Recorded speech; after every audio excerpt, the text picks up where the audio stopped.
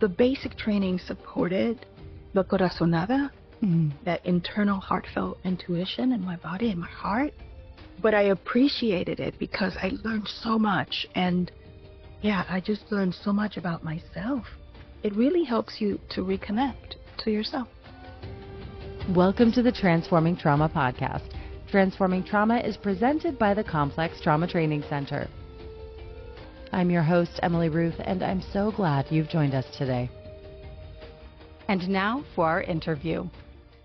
Our guest today is Dr. Annecy Báez, a Dominican American writer, psychotherapist, educator, and mixed media artist whose work explores the intersections of trauma, creativity, identity, and relational healing. With more than 3 decades of clinical experience, she integrates expressive arts, mindfulness, dream work, and trauma-informed approaches, including IFS and the NeuroAffective Relational Model.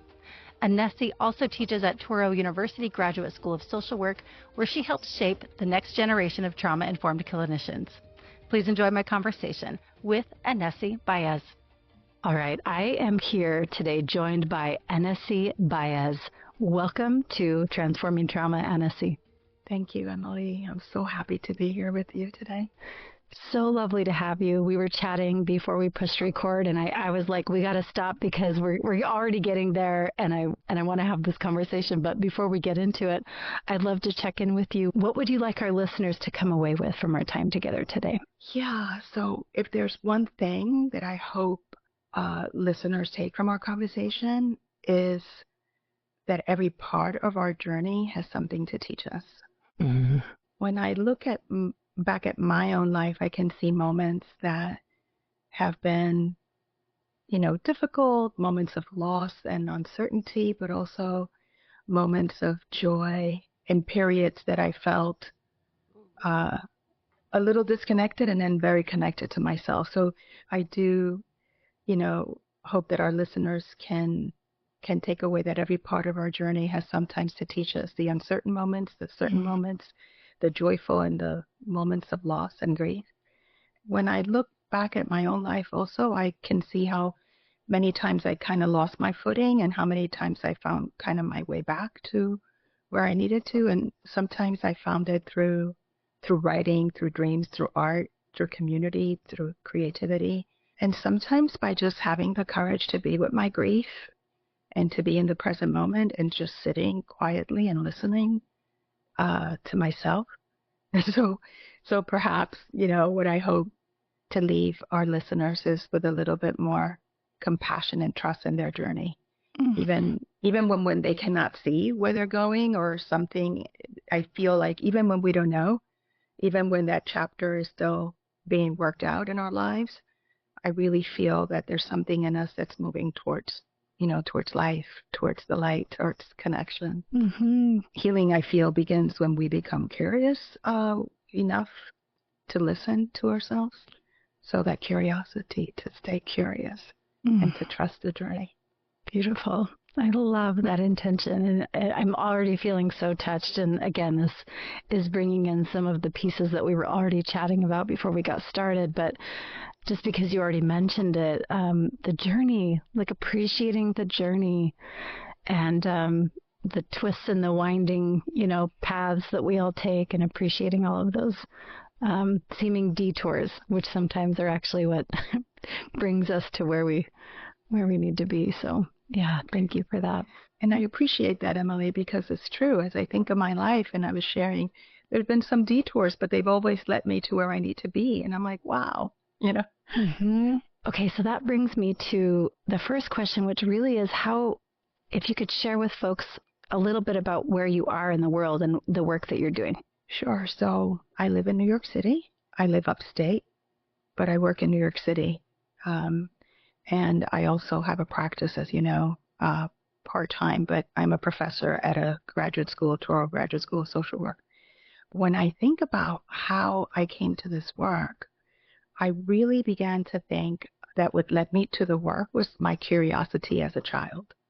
And I really feel that as a child, I wanted to understand. I didn't have words to say I want to understand suffering and connection, but there was something that I wanted to understand around suffering. I was born in the Dominican Republic during a dictatorship, and my family migrated to New York and settled in the Bronx. And even as a child, I could feel the sorrow in the adults around me for having left everything behind. But also, I could feel their joy and their hope about being in America. And, it's very not uncommon in Latin families that they could be in the midst of grief and in the midst of appreciation and gratitude and joy. So my family, my father in particular, he saw America as this land of opportunity, a place where we could finally be ourselves, achieve whatever we wanted. He was very focused on education. So he believed that his children, that's my brother and I, would have the best education ever because we were in the best place in the whole world from his perspective. And my path, I feel, into this work came through all of that, through being an immigrant child, experiencing that sense of loss, but also an immigrant child that had lived in a family that had lived in a dictatorship. So that was part of the silence, was part of our world, and watching them. And also through community and through, Latino spirituality and through art, because literature, poetry, and story was part of my upbringing. And I feel that stories, they led me to witness humanity. Like stories brought the humanity to me, to my world. Mm-hmm. And through them, I was able to learn things. So story and poetry were like my teachers as well. Mm-hmm. So very early on, I was drawn to healing, to not just psychological healing, but spiritual and creative. And even though I love theory and I love studying theory because they help me understand. So I did train in diverse theories, and also mindfulness and Zen. But underneath all the theories that I learned, there was like one fundamental question. How do we help people come back into relationship with themselves? And so for me, healing happens through that, through connection, through presence, and through compassion, not just insight. Mm-hmm. There's such a rich cultural experience that you're very early on, you were already connecting with these things that I think often can be so lost, at least here in, United States, at least. I think a lot of us are losing that. So you were born in the Dominican Republic, you said? Yes. And then at what point did you come to the States? I was 3 years old. You were 3. Okay. Mm-hmm. And think of this, Emily, my brother and I were the English speakers. So we had to translate. Yes. We had to be the negotiators of everything. Mm-hmm. So within the Latin culture, we had to be children, but we also had to know everything that they, we had to care for them. So it's an interesting dynamic. And my brother was so happy to be like learning English. I remember he would just practice gibberish what felt like gibberish in the bathroom. I love that. Yeah. And my father liked to celebrate everything. Like he got a calendar and he would celebrate even everything, even April Fool's Day. It was like everything was a celebration. What a beautiful way to enter the planet and to be surrounded with folks that understand that the depth and just the beauty of everyday living. Absolutely. Mm-hmm. Yeah. You were holding these pretty big concepts for a young person. And this led you into studying. I mean, I'm curious how that winding road went for you, because you were into the arts. There was lots of things that you were interested in, but I'd love to hear a little bit of that path if you're open to sharing. Yeah, I think that I was always interested in helping others. So I felt there was a lot of need in the Bronx, and I would volunteer everywhere that you can imagine. And when I was in college, I did study psychology, but it was interesting because I was first generation and I didn't have anybody else except my brother, and he wanted to be wealthy and a businessman, so he was in business. And I knew that I wanted to be in community, helping people. And he recommended Pace University, but it was a business school. Like he recommended a school that was a business school, and the only psych program they had was experimental, so it was research. So I was in a research experimental psychology program. And my focus was really understanding schizophrenia and creativity. And I loved understanding that because I saw a lot of what happened to people in my community around schizophrenia and substance abuse, good people, young people. And so I did my studies, but I met someone in psychological testing, a professor who was amazing, and she guided me towards what I might do in the future. I told her what I wanted to do, that I was very community and oriented, and I didn't know anything about social work at the time. I only knew psychology and education, And I met a great dean, so I double major in human relations because I wanted to understand human relations. And I double major in psych and human relations because human relations related more to what I wanted than experimental psychology. Oh, I love that. What a cool duo. I know.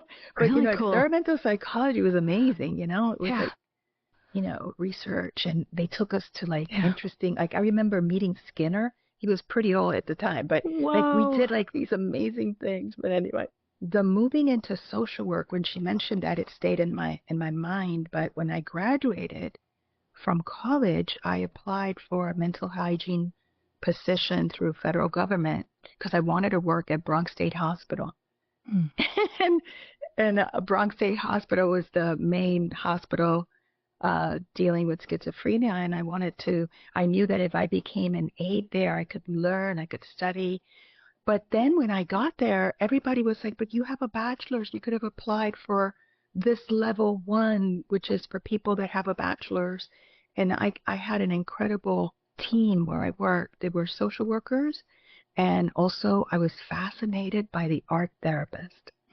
First time that I realized art could be used to understand, I already had been studying it, but to meet somebody doing it, so it was amazing to me, and to speak to them, so I knew that creativity and art and mental health, that I was on a track that was very interesting to me. But at the time, the art therapists were only in psychiatric hospitals, so the social workers were like, no, you need to get a social work job.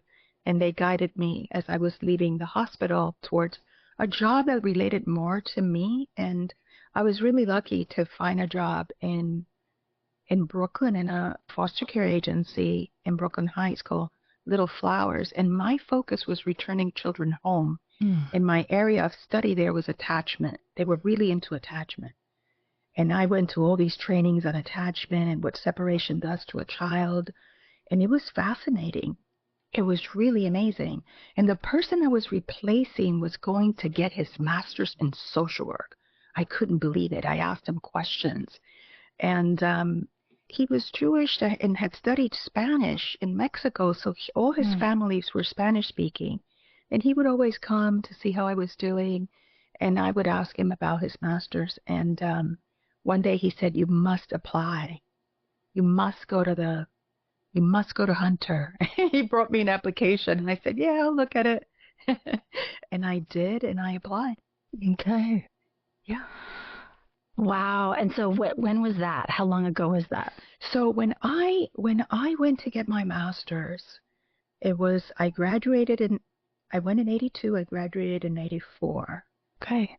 And believe it or not, Emma, you're not going to believe this, but Hunter had this creative program the year I got there.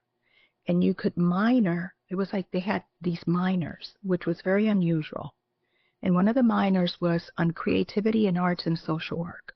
Wow. And the other minor was in administration and supervision. Okay. And don't ask me why. The part of me that wanted art did not do it. She felt that administration and supervision would lead me to be a director or a supervisor, and that I needed those skills. And that people didn't really understand the arts and social work yet. Like some idea that and I always thought about that choice that I made, but believe it or not, by the time I was 28, I was a director of a trauma center in Yonkers, Andrews Children's Home, and I was a supervisor. Sounds like it was an important choice point for you. Wow. Yeah, those choices. But the arts always stayed with me. So even if I couldn't be in the minor, I kept on studying the arts as one can use them in practice. And the interesting thing about working with children was that the language of children is play and art. Mm-hmm. So it became part of my whole entire life there in terms of the ways that I engaged children that had trauma histories. And then I took this incredible course, this workshop on vicarious traumatization or secondary trauma. And it was so helpful in terms of what I needed to do for myself in terms of embracing, the arts for my own self-care. Yeah. So, yeah. At what point did you continue to further your study? Because you went on. Yeah. I mean, while I was at Andrus working with children, I was really drawn to their incredible resilience and the ways that they had survived. And first I thought I was going to be a psychoanalyst, so I was going to Karen Horney Psychoanalytic Institute, both for training and therapy. And then I had to really pause and decide to, instead of staying in the psychoanalytic training, to go into the doctoral program at NYU. And so my dissertation was on resilience in the children that I met. But I didn't leave right away. I stayed like 5 more years. It wasn't like PhD and I'm gone. No. Yeah. I got my PhD and around. I stayed there for a while. And then I became a professor. And then I kind of stayed within that area of teaching and then private practice. And in your private practice at that point, who were you working with mostly? Were you working with kids? At Andrus, I was working with children. The children that came to Andrus were sent by court ages 4 to 10 if they had had a sexual trauma. Mostly was sexual trauma, but there were children with physical abuse, neglect. But no, we were a diagnostic center. We got children that nobody understood or knew what to do. Some children may have been kidnapped. Some children may have been sexually assaulted. So like the diagnostic center was before a child could go home or something was happening in a foster home like that. And, I learned a lot about residential and separation and it was interesting because I'm in residential, but I'm hoping that children have a home. I felt a home was very important. And we worked a lot with therapeutic foster homes to help the children. It was in Jewish Board that I met the most amazing therapist that wanted to educate the community around sexual abuse. And so the community was primarily Spanish speaking. So she wanted me to translate for her and to translate documents and to learn how to educate others on sexual trauma. So I went with her everywhere. Wow. So by the time I left Jewish Board, I had a lot of training with her on sexual trauma. And so it was just like meant to be. Like I went from Jewish Board, there was a point where I worked at Columbia Presbyterian Hospital. They had a Hispanic clinic. And so there I was working primarily with adults and employee assistance program. Like I was divided between employees and adults from the community. And for me, being at Columbia Presbyterian Hospital after Jewish Board was like returning home because I worked with a lot of people that had issues, but they also believed in spiritism or Santeria. And I needed to learn how to merge my own practice with their understanding of the cultural beliefs that come with, spiritism and Santeria. So that was really amazing because I had to go back to my elders and learn more because in my country, there's like a mixture of Catholicism with spiritual and indigenous beliefs and Yoruba tradition, and they're so blended that you don't even realize it until somebody else kind of calls you out that what you're practicing is not totally Catholicism, and they call it the mysteries and los misterios. And you don't even call it that. You just practice, the tradition. You don't call it anything. And so I learned a lot about my culture just by being there. And at the time I was married and my husband was so interested in what I was doing. And we wrote an article actually about the spectrum of belief in the Latino community. And because we were interested in continuing that education. And, and Emily, believe it or not, but I met my husband at Hunter. Oh, did you? Okay. Yes. All the things are kind of Intersecting. Yeah, he was a Okay. social worker too. And he's my late husband. He passed away, but we wrote that article together, and it was really exciting because one of my uncles is a psychiatrist, and he's in Puerto Rico working in a psychiatric hospital, and he sees this article that comes out in some psychiatric journal. He was so excited. That's so great. I love it. Yeah. Okay, so there's all these different ways that you have your hands in the work, and kind of different flavors of and exposure to all these different populations and work. So from there, I'm sure there's even more, but I'm curious what brought you to NARM. Like, how did you hear about NARM? What drew you to it? Yeah. So it's interesting because I just mentioned my husband. So my husband passed away in 2011, and it was in 2013 that I bought Healing Developmental Trauma. I won't forget it because I was already like immersed in the trauma field, as you know, but NARM felt different. I read the book and I become part of the NARM inner circle because I wanted to learn more, but I wasn't ready to train because I was doing something that I wanted to continue doing. And what struck me as I started to study NARM was this shift from how do we adapt to survive? Like, there was such compassion to me and such respect in that question and in NARM. And also that it recognized our symptoms and our patterns as creative adaptations that helped us survive. And I really thought of me and myself and my own upbringing and my childhood.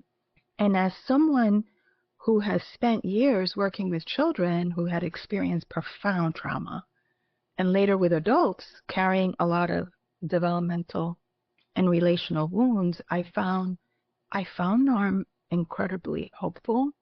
You know, that beneath symptoms and coping strategies, I kept seeing like what's alive in people, like what is alive in them, what, despite everything, what wants connection and creativity and authenticity. So NARM kind of gave me language for something that I was sensing for a long time. And, you know, in Spanish, there's a word, Corazonada, which means heartfelt. Like, there was a heartfelt feeling, like an intuition that I was on the right track. And I was drawn, like, to the present-centered focusedness that histories are important, of course, and histories matter. But for me, NARM was, like, more interested in who we are right now. It wasn't only focused on the wound, but also there was like a curiosity about what remains alive and intact within us. So I felt like it was practical, and there was like this expansiveness in me. But I couldn't train at the time. And I'm talking about like 2013, 2014. And as I was reflecting on it, I said, wow, time flies, because I had joined the inner circle, I think around 2013 or 2014. I stayed connected to the work, but then I deviated to do other things. And it took 10 years, you know. So I deviated, did other trainings, you know, EMDR, internal family system, with some friends that were really interested in us bringing IFS to the Latino community. And I wanted to support that. And I feel like it's really interesting. I feel like IFS brought me back to NARM. Yeah. And then eventually I said, okay, NARM kept on calling me. And I took the basic training because I wanted to meet other people that were from diverse settings, you know, interested in NARM. Yeah. And I remember thinking, oh my God, this feels like home. Like, it felt really good. And you know, what was interesting was, like, I met so many incredible people in the basic training, from like technology to from everywhere. Yeah. It was amazing. Cool? Yeah. I thought it was the cool. coolest thing. It really is. I met so many young guys that were in technology, interested in themselves. And I felt so cool. The basic training supported the Corazonada, that internal heartfelt intuition in my body and my heart. And I said, oh, I'm going to continue. And I mapped it out because, you know, there's a lot of things that you have to do, you know, consultation, you know, group supervision, active coaching. And I really appreciated that NARM lets you know, this is what you got to do. This is what you're going to do. Yeah. We're not going to surprise you. Here it is right now. Yep. but I appreciated it because I learned so much. And yeah, I just learned so much about myself. And so what continued to inspire me about NARM is that it really helps you to reconnect to yourself. Yeah. And to reconnect in a way that is so compassionate. At least for me, I develop a deeper compassion for myself. So now I'm in the master and I could see myself differently in active coaching. Like I could be so honest and vulnerable. I'm like, wow. It just so deeply resonates with all that I am. Therapist, teacher, writer, dreamer, artist, it's a heartful model that trusts that beneath all our survival strategies, there's something in us always looking towards life, towards connection, towards what's alive, to become fully ourselves. I love it. Well, thank you for sharing that. That's one of my favorite questions that I always want to ask people is like, what drew you to this model? And so often there's, some kind of universal pieces that I think all of us feel that you named of like, we can bring all these aspects of ourselves and there's something really connecting and beautiful about that. How we can show up in community and learn together. And this Corazonada, is that how you say Corazonada, it? Corazonada. What a beautiful, I want to go, I don't know, I want to do some research on that word. And there's so much richness there, I can tell, but really beautiful. Well, yeah. So thank you for sharing with us what brought you to the model. So now I'm curious, can I ask kind of how are you bringing in all of these? Because again, you have so much rich background. Like, how are you bringing this all together? What is it, that feels like that golden thread for you in terms of your work and how you're bringing NARM in? Yeah, I think that for me, this is interesting, Emily. In the past, along with my friends, we're studying this or sensory motor that, or we're doing a lot of things. And I feel like for me, this time going into the basic training and going into NARM, it was like just staying focused on NARM. As much as I love everything I've done, and as much as I feel that everything I have done has led me to here, even if I've deviated from time to time. And so for me, I think I'm trying to think if there's a golden thread, but for me is staying very focused on being in the NARM community, learning NARM, and I integrate NARM in everything I do. Like it happens like organically. Like I'll be reading something and I'll write about it from a NARM perspective. And so that NARM is not just what I do in therapy. My practice is very small because I work full-time and my full-time job is my priority. So NARM kind of enhances what I do in my part-time practice. But what I've learned is that NARM has become part of how I see things. So if I'm reading something on Frankenstein, I have a Substack, and so I'm in the Dominican writer community, so I might be involved with what they're doing. So if they're reading Frankenstein in Spanish, I'm reading it in English or in Spanish with them, right? So I noticed that I was looking at Frankenstein from a NARM perspective, and that I also was looking at it from a grief perspective and how we connect and disconnect from ourselves. And so I think that if anything, that thread, I hope I'm answering your question. Yes. Like that thread, I could be in any experience and suddenly I'm reflecting. So I do a lot of writing. Like I do a lot of little essays for myself. Sometimes I might post them in Substack, sometimes I don't. But I also do lots of little collage postcards of concepts or issues. I'll take a little concept of NARM and create a little collage about it. So I noticed that I'm doing that more and more, that I'm incorporating. Oh, I'll see a movie and I'll see it from a NARM perspective. Yeah. I'll write about it. Yeah. I love it. Now I'm really curious. I'm I want to see these postcards and I want to go see a movie with you and have a NARM discussion after. Absolutely. Because I felt like in the past I might be doing a particular theory and learning it and then doing something else at the same time. And I felt this time it would be great to just focus on one thing. And you know, I have clients that come for a lot of different reasons.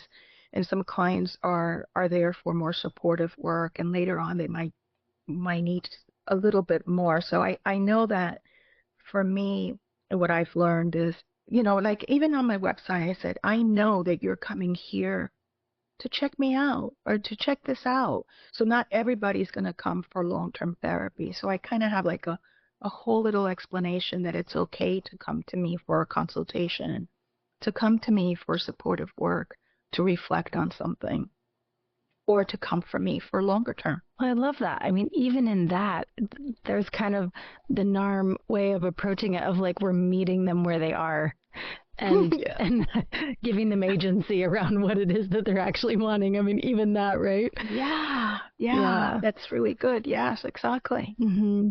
Well, I'm curious, you know, I'm just thinking about the 10 more questions that I want to ask you, but I want to check in with you around, like, what is it that you know, is there anything else you'd like to share with our community in terms of the work that you're doing and that you would like folks to know is out there and happening? You have a Substack. I mean, there's lots of things that you're doing. Yeah, you know, the work that I'm doing primarily, so you know, I told you that a while back I was in a fellowship through Internal Family System. And my fellowship the focus of my work was to bring internal family system into the community. And I created this whole program called Insight, which became my Substack, actually.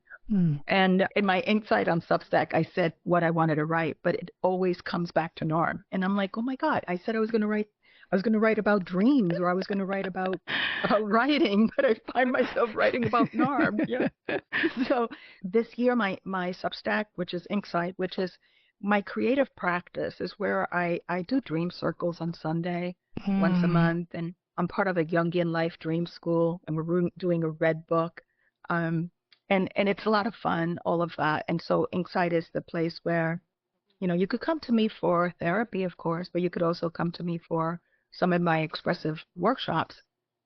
But because I'm limited in time, I have these groups that are like close because they're been together for a while, and I'm trying to open new dream groups. And I also do some writing groups on through Amherst Writers and Artists Model, which is a very sensitive, compassionate model of writing with others, writing alone and with others. That's the book. Written by Pat Schneider, and I've been involved with them since like 2007. It's not new, but the last workshop that I did with them was, you know, taking our dreams and creating stories from them, because I feel like dreams are so rich in poetry and stories, you know.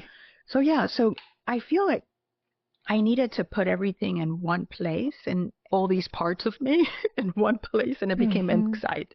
And later on, it became Substack, which was last year. I was in Substack like for 3 years, and I wouldn't post anything. And then through NARM, of course, and through a lot of working in community, I reflected one day on wanting to do the Substack, and I did it. Great. I love it. I love it. Well, before we close, I would love to hear, you know, do you have any experiences or stories, NARMy stories, that you could share with us? So I teach social work at Touro Graduate School of Social Work, and I teach clinical practice. I'm in the practice area. And I'm a course lead in that area, meaning, you know, in the past I was like the vice chair of that practice sequence. And what I teach is individual practice, which is theory. And then in the second semester, which is the spring, I teach couples and family therapy, again, theory. And I also created a course on existential humanistic perspective. And also I inherited a course somebody gave me on arts intervention and social work practice. So for the past 10 years, I've been teaching, or more, I've been teaching this course on incorporating the arts, you know, the expressive arts, writing, poetry, movement into social work practice. And I have to say, it's amazing. The experiences of teaching those courses. So yeah, so that's my full-time job. And yes, of course, if you're a professor, you're going to do a lot of administrative work. So I do advise students, I mentor faculty, you know, we do research, we write. There's a lot of things that we do. And then my private practice, and then my creative practice is kind of merged with my psychotherapy practice. But but it's also a little separate because my clients don't go to my dream circle. My dream circle Sure. are different people.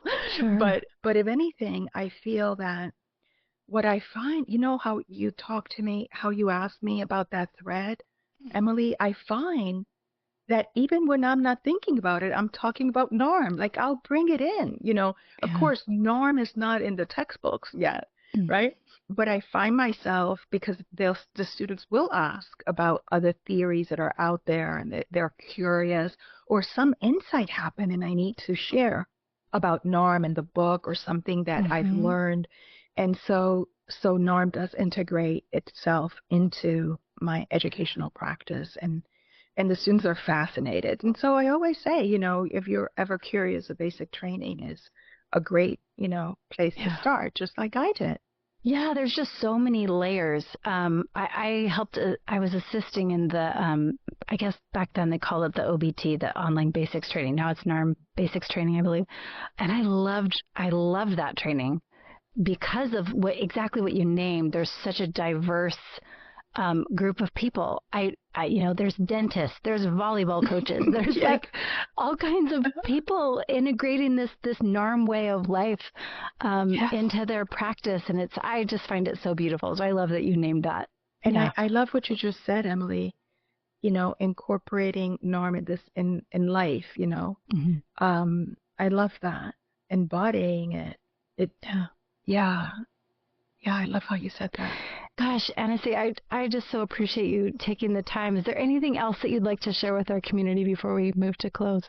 No, I really appreciate, Emily, being here with you and the listeners. It's so beautiful to reflect on our lives in this way and how we came to NARM.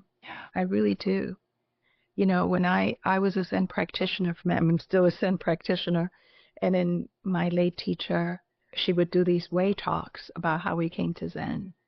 And as I was reflecting about being here with you today, memories of her came to me.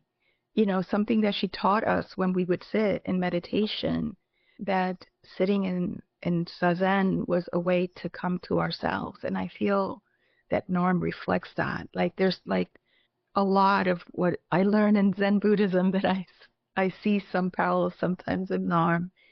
And so to be here sharing in conversation with you, how I came to NARM and how I came to all the work that I'm doing.